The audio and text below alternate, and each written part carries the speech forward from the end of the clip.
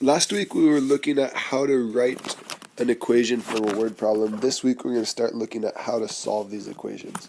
So here's the type of problem you saw last week.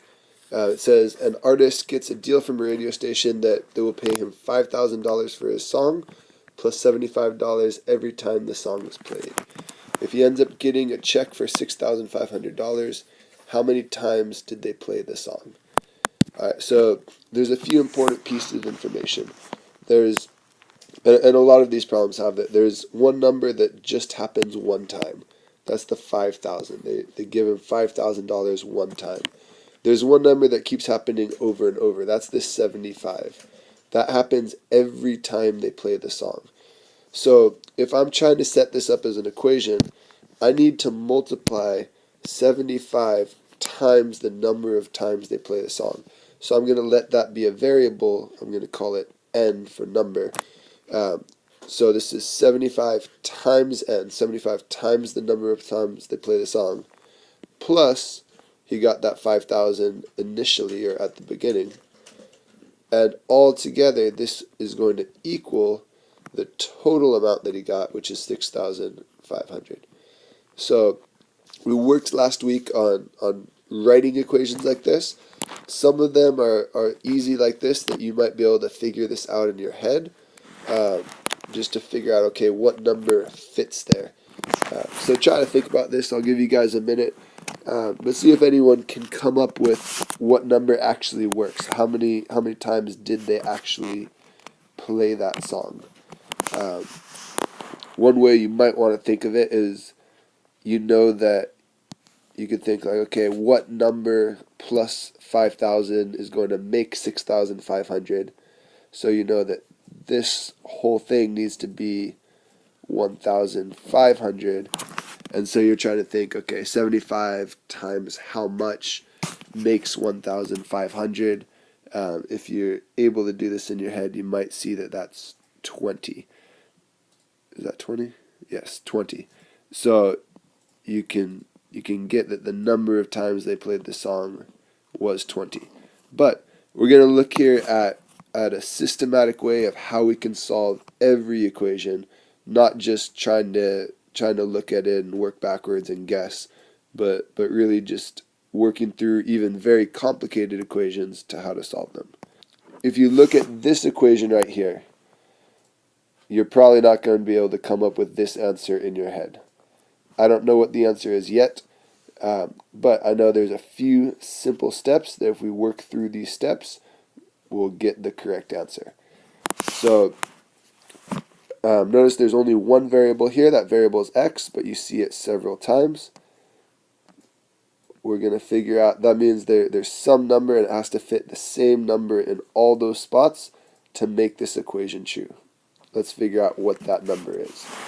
So if we work through the 4 steps I gave you, the first step said we need to distribute. That means if I've got a number like this 3 over here before parentheses, I need to multiply that 3 by each term. So I'm multiplying the 3 by the 2x and the 3 by the negative 5. Same thing right here. I've got a negative 5 outside these parentheses. I'm going to multiply that 5 by the 3x and by the 2. Just to make it a little bit clearer that that is a negative 5, I'm going to add the opposite, meaning I'm going to make this plus negative 5. Alright, so let me draw the arrows just to show what I'm multiplying. Alright, so 3 times 2x, that's a 6x. 3 times negative 5, again I can add the opposite to make that obvious, that's a negative 5, but it's the same thing as minus 5, is negative 15. And then we still have plus 5x, we still have our equal sign, we still have our 2x, and then we multiply negative 5 times 3x is negative 15x, and negative 5 times 2 is negative 10. Alright, so that's the first step, we distributed. The second step, we're going to talk about different sides. I'm going to draw a line down the middle, always down the equal signs here, to show what I'm talking about with different sides. So I want to get all of the terms that have an x, all the terms with a variable on the left side, all the terms that don't on the right side. So right here, this 6x is going to stay because it has an x. This 5x is going to stay. It's got a plus with it, so plus 5x. This 2x I want to move over to the other side. Since it's switching to the other side, if it changed sides, it's got to change signs. That's going to become a negative 2x.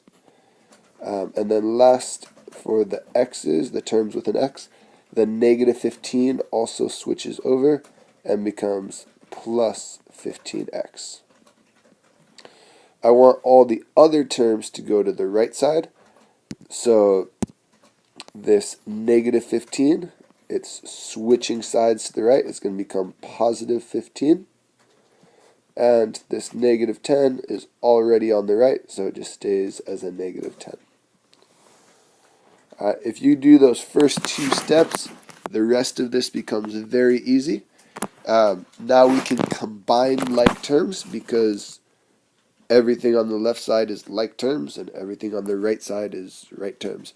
So combining these like terms, 6x plus 5x makes 11x, minus 2x makes 9x, plus 15x makes 24x.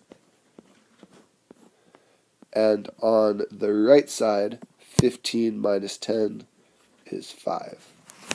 All right, the last step, we said that we want to do the same thing to both sides of an equation to get x by itself.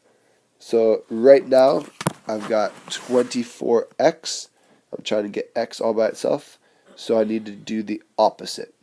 24 is being multiplied by x, so the opposite of that is I need to divide by 24. That will make the 24 cancel out. But to be fair, if I did it on the left side, I need to do it on the right side.